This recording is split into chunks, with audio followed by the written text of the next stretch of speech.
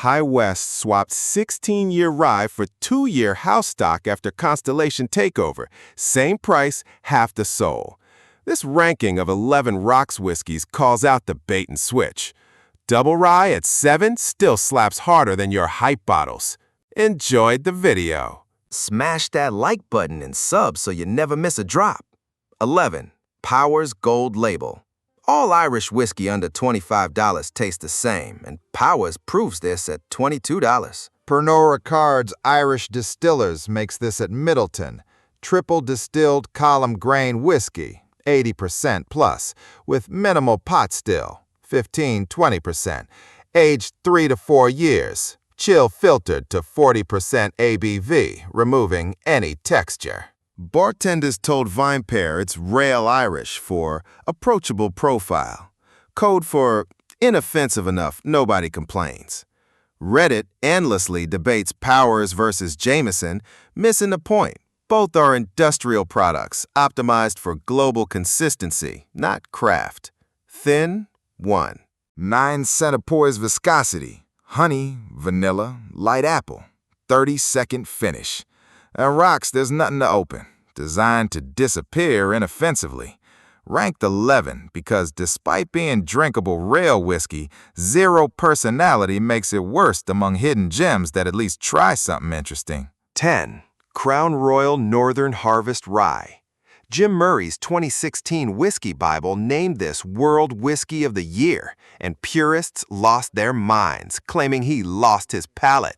The prejudice exposed their insecurity. Diageo produces this at Gimli using 90% rye, 10% malted rye, unusually high versus typical 51% minimum. Column distilled, aged 3+ years, bottled 45% ABV. Cost $26, making it criminally undervalued versus $40 American rye with half the rye content. Reddit dismissed it as too light. Translation: doesn't taste like bourbon, so must be inferior. 47 years drinking, this represents honest Canadian character without bourbon's oak bombs. Moderate 2.3 centipoise viscosity, rye spice, cinnamon, clove, vanilla, 50-55-second rye bread finish. On rocks, the spice mellows, grain sweetness emerges. Ranked 10 because despite award win and value, Canadian whiskey stigma disappoints bourbon drinkers. 9. 100. Lux Co's wheated bourbon using Heaven Hill's old Rebel Yell recipe costs $18, but nobody takes it seriously because the name sounds like Confederate apologia. Rebranded, dropping Yell in 2020 after George Floyd protests made Confederate imagery radioactive. Mash bill: 68% corn, 20% malted barley, aged 4 to 5 years, bottled 100 proof. Rare wheated bourbon at barrel proof, under $20. Reddit barely discusses this because younger drinkers associate brand with racism. Older hunters dismiss it as mixing whiskey. Hidden gem: wheated bourbon at 100 proof for half Maker's Mark price, with enough proof to handle rocks dilution. Moderate 2.5 centipoise viscosity, caramel/vanilla dominance, wheat's soft mouthfeel, brown sugar, 100 proof actual heat, 60-second vanilla finish. On rocks, dilution to 80 proof sweetens wheat without losing structure.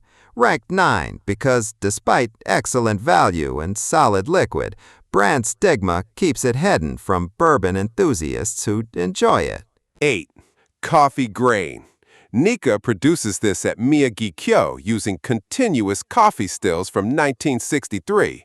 100% corn grain whiskey aged ex-bourbon. Costs $65, tasting like bourbon, cosplaying as Japanese whiskey. Japanese regulations are so loose, Japanese whiskey can contain imported Scottish-Canadian bulk with zero disclosure.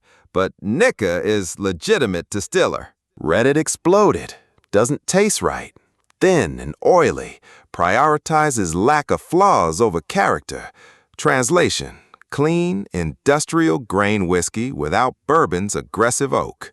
Hidden Gem Angle, Japanese interpretation of American bourbon using vintage 1963 copper coffee stills that should be museum pieces. Moderate low 2.1 centipoise viscosity approaching thin, vanilla, toffee, corn sweetness, tropical fruit, banana, mango from esters, 45% ABV, gentle, 45-50 second finish. On Rocks dilution highlights tropical fruit while minimizing oak. Ranked 8 because it's divisive by design. Japanese minimalism challenging bourbon expectations. Perfect hidden gem requiring open mind. 7. High West Double Rye. Constellation Brand's acquisition playbook.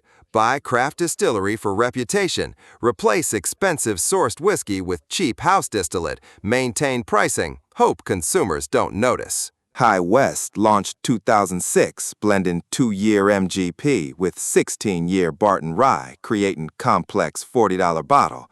Constellation bought late 2016, immediately replaced aged Barton stocks with young High West distilled rye by 2018. Reddit controversy. Same label, different product. Disingenuous marketing. Why same price for inferior liquid? Production cost dropped from $18 to $20 to $10 to $12. MSRP stayed $38 to $42. Margin expansion, pure capitalism. Hidden Gem Reality. Pre-2017 bottles with 16-year Barton are legitimate $60 quality at $40. Current bottles are decent MGP blends worth $28, not $40. Moderate 2.4 centipoise viscosity, rye spice, dill, mint, vanilla/caramel, herbal notes, 46% ABV bills, 55-60 second mint/spice finish. On Rocks, 46 proof handles dilution well. Ranked 7 because despite corporate shenanigans, current product still beats most $30 options, just not worth $40. Agree or disagree? Let me know below and hit subscribe to stay in the loop.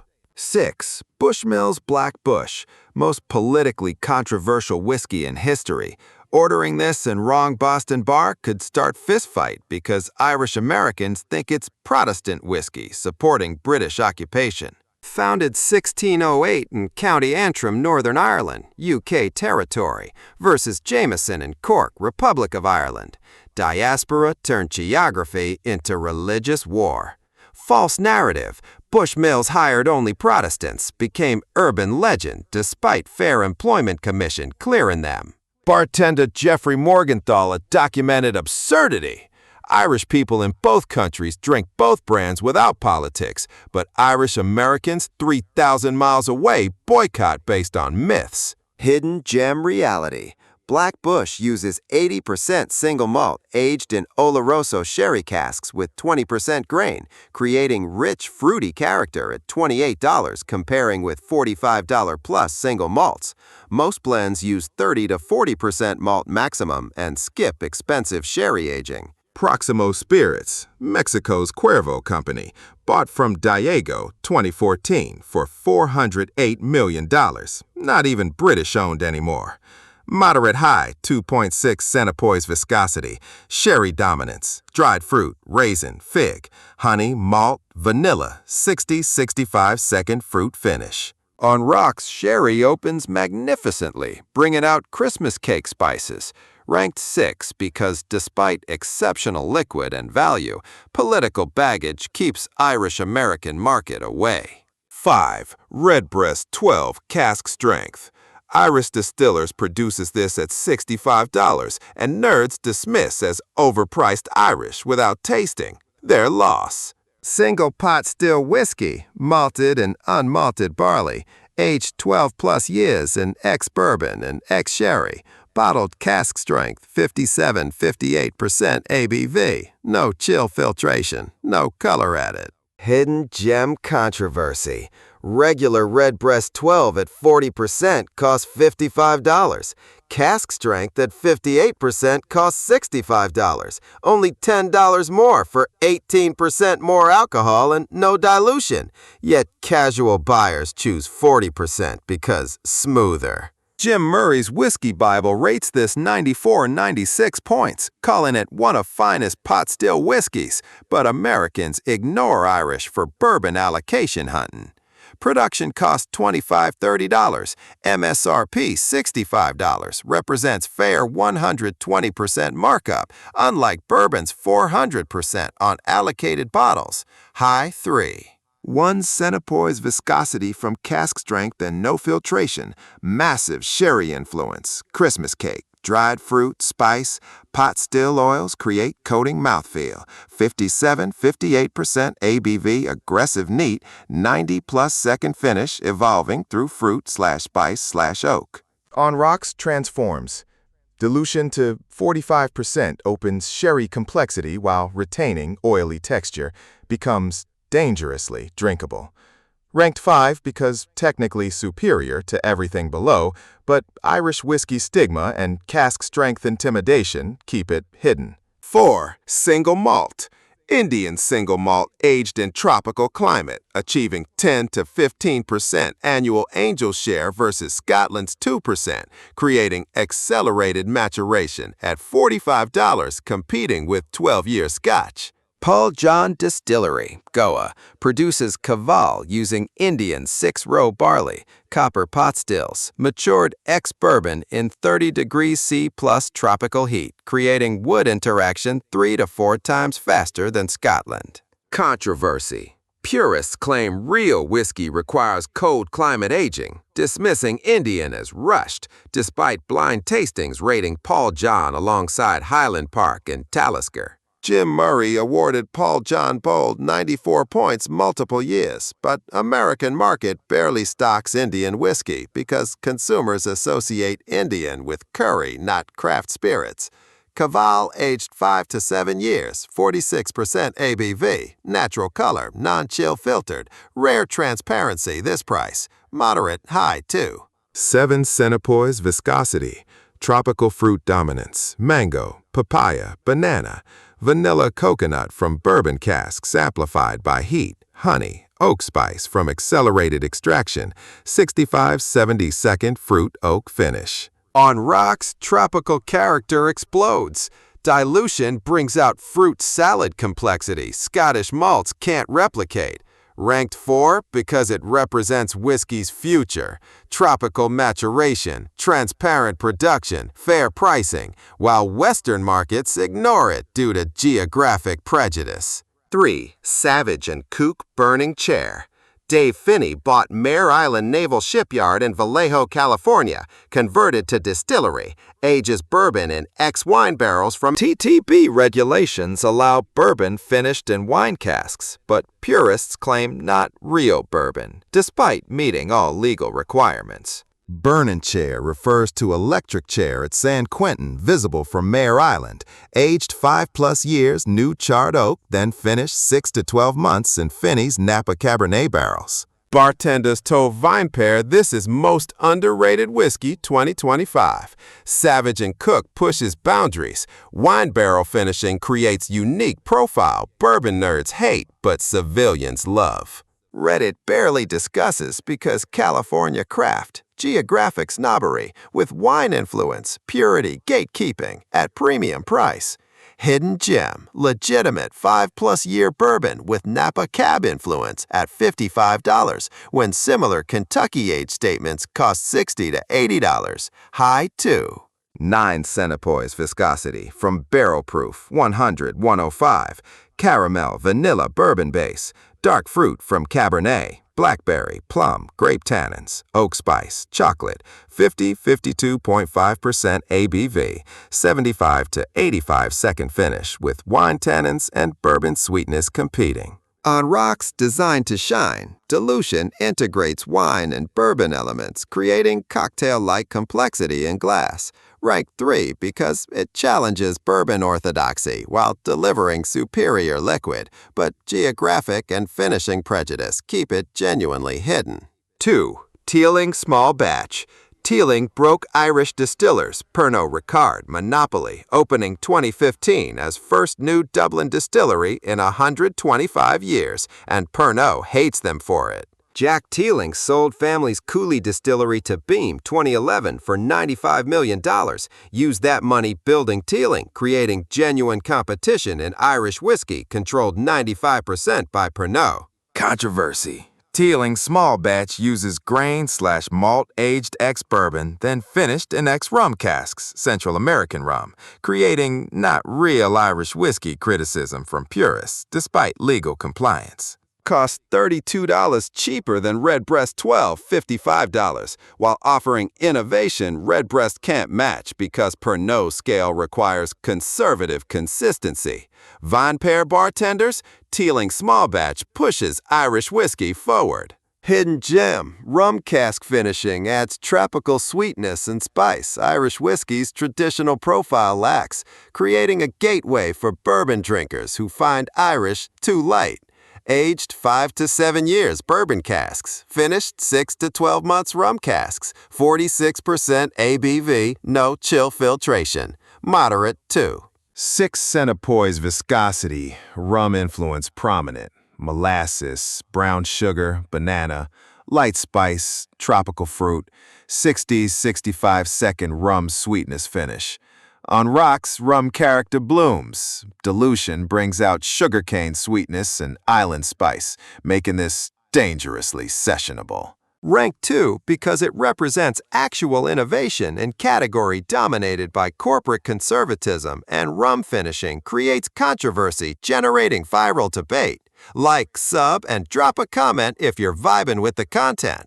1. Kikori whiskey. Not whiskey, not bourbon, not scotch. Rice. 100% rice distilled in Japan, aged in American, French, and sherry oak, bottled 41% ABV, costs $40, and American Whiskey Association tried banning it from calling itself whiskey. TTB regulations define whiskey as grain spirit aged in oak. Rice is grain. Kikori is aged in oak. Legally, it's whiskey, but bourbon lobby pressure almost killed it because whiskey must be barley, corn, rye, wheat.